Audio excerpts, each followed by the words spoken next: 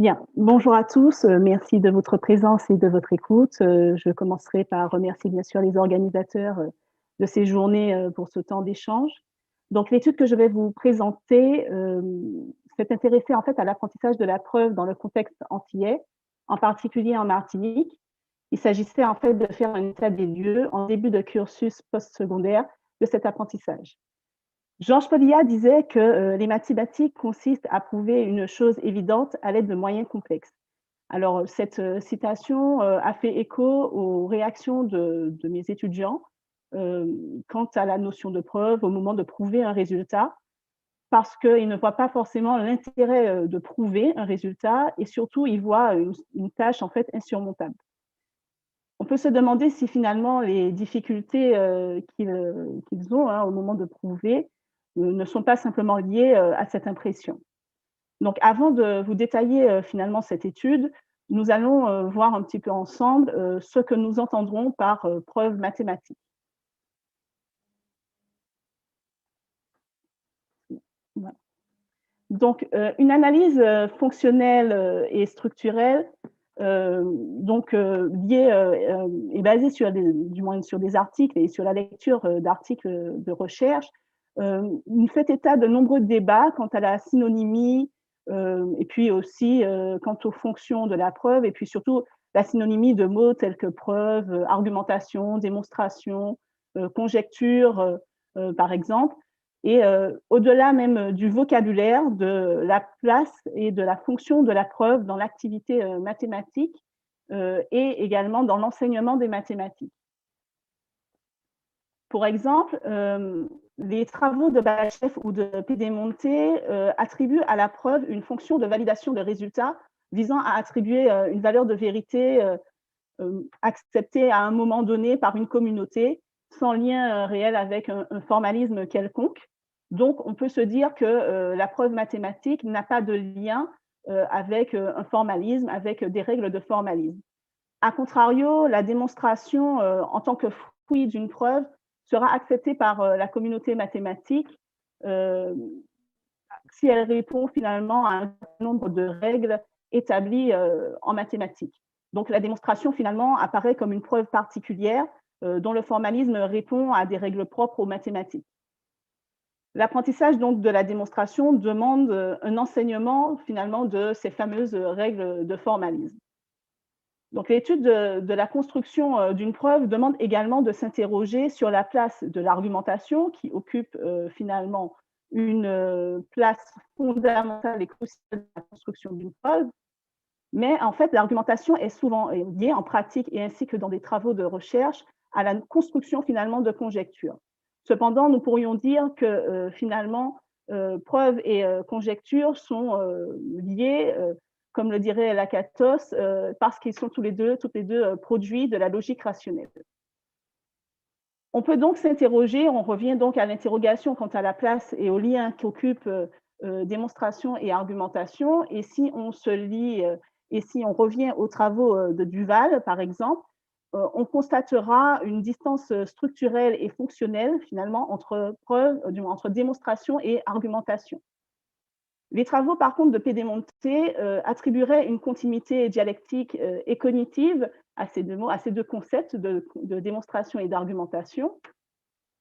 En effet, si on revient aux travaux de Duval, cette analyse structurelle et fonctionnelle fait état en fait d'une certaine structure ternaire d'un pas de déduction qui finalement relie des propositions données, hypothèses ou conclusions de pas antérieures à une nouvelle proposition à partir d'un certain nombre de règles d'inférence qui peuvent être des axiomes, des théorèmes ou des définitions.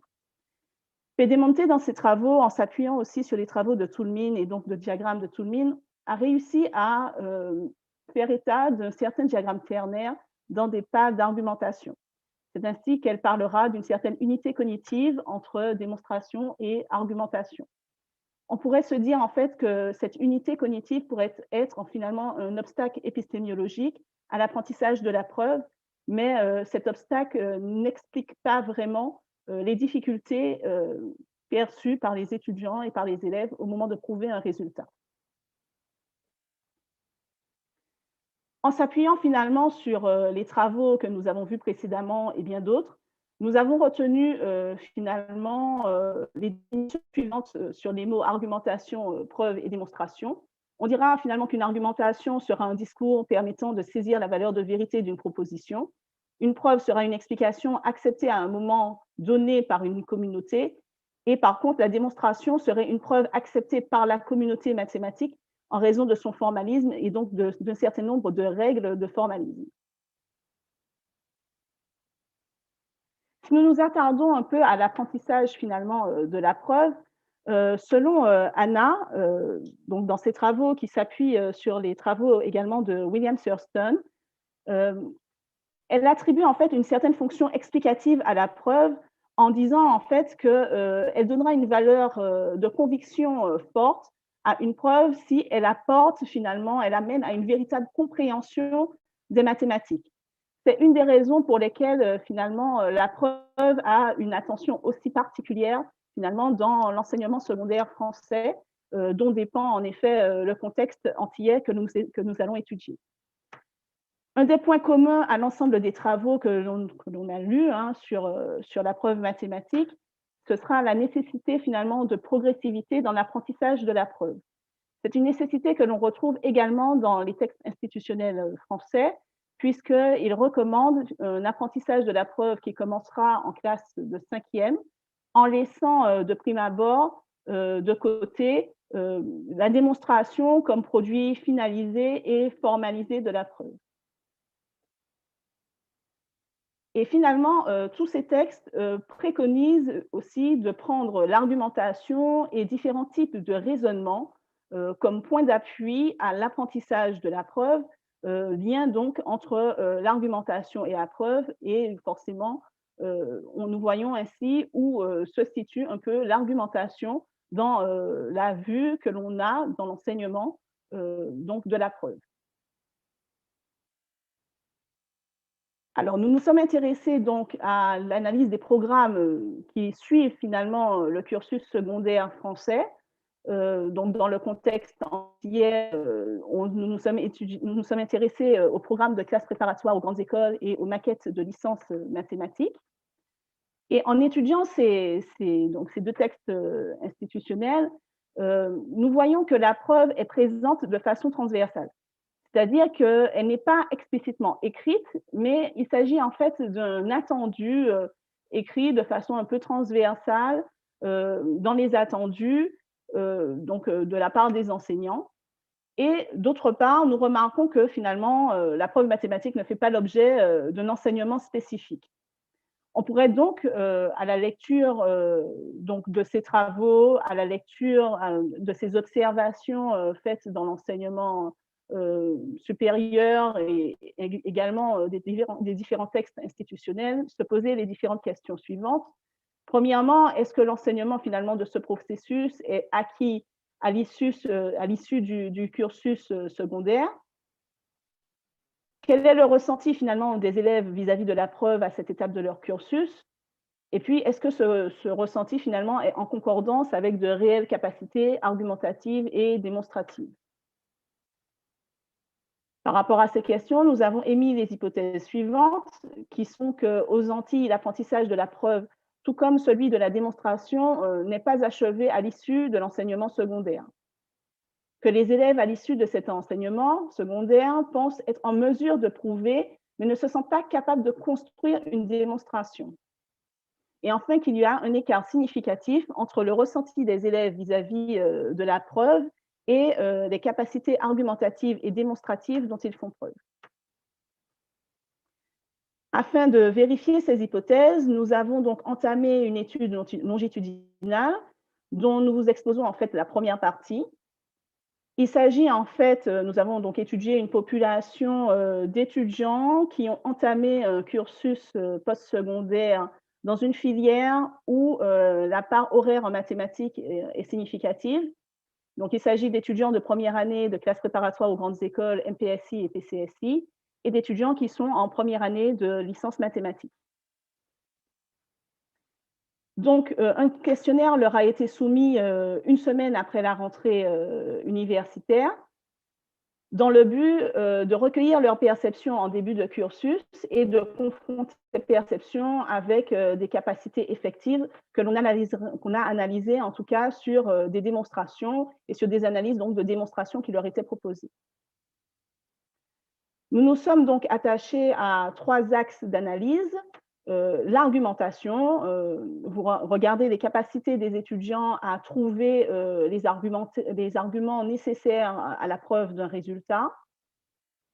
La connaissance des différents types, en tout cas, de raisonnements qui sont fréquentés usuellement et qui leur ont été appris normalement dans l'enseignement secondaire, à savoir la preuve par récurrence, la preuve par l'absurde, par contraposé ou encore par disjonction de cas. Et enfin, leur capacité un petit peu à rédiger, donc à arriver à ce produit final qu'est la démonstration. Donc, le public interrogé était composé de 101 étudiants. Nous avons eu 65 réponses parmi ces 101 étudiants, 30 étudiants de première année de licence mathématiques et 35 de première année de classe préparatoire scientifique. Majoritairement, ces élèves étaient issus de terminale S. 54% d'entre eux estimaient leur niveau mathématique comme étant moyen. Et à l'aide d'un test de Kidde de Pearson, nous avons relevé une forte corrélation entre le niveau mathématique perçu et leur niveau mathématique relevé grâce aux notes du baccalauréat. Nous avons également étudié la catégorie socio-professionnelle des parents et nous avons vu que la population étudiée était hétérogène sur ce point.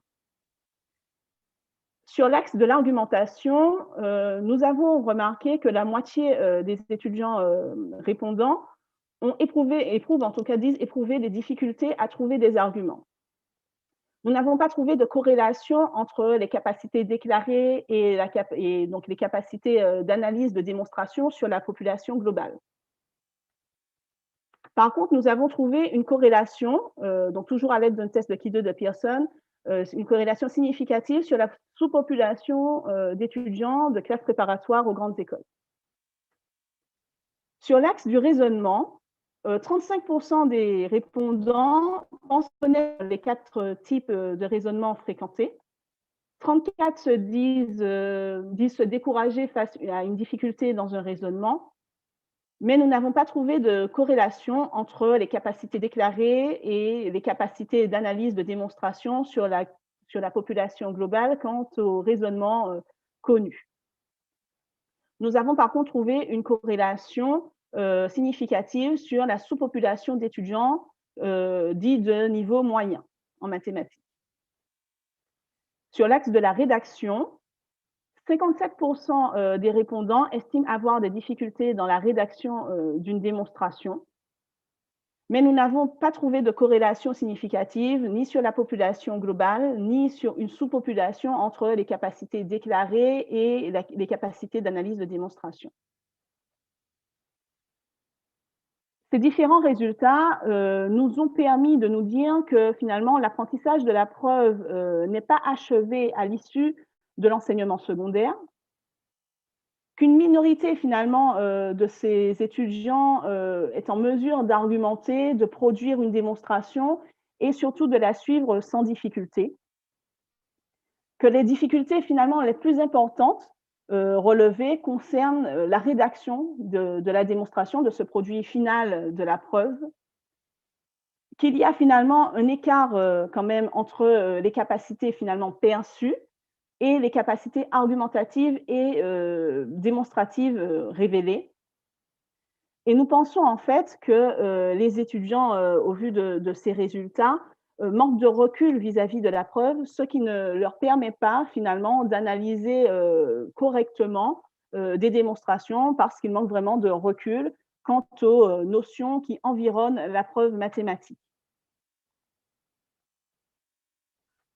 En conclusion, cette étude nous a permis d'avoir un état des lieux des capacités perçues et révélées par des étudiants en début de cursus postsecondaire en Martinique. L'objectif donc de cette étude longitudinale finalement est d'observer l'évolution de ces capacités au fil du cursus. Nous avons comme perspective d'étendre à d'autres cursus scientifiques qui comportent une moins grande part en mathématiques, donc cette étude, de la dupliquer en Guadeloupe et ainsi qu'à d'autres zones géographiques, d'étudier l'impact de l'enseignement de d'autres notions finalement sur cet apprentissage de la preuve et aussi d'étudier l'impact de facteurs socioculturels sur cet apprentissage. Nous avons l'espoir de contribuer ainsi à éclairer sur les difficultés encore ressenties par les élèves quant à la preuve en arrivant dans l'enseignement supérieur pendant leur cursus postsecondaire et d'apporter des éléments permettant de mesurer l'évolution de cet apprentissage. Ainsi, même si l'intérêt de la preuve commence à se dessiner chez les élèves en début de cursus postsecondaire, nous nous rendons compte finalement qu'il s'agit encore d'un étranger un peu complexe pour eux et nous espérons vraiment qu'ils puissent devenir un peu plus familiers au fur et à mesure de leur cursus universitaire ou en classe préparatoire aux grandes écoles. Je vous remercie de votre attention.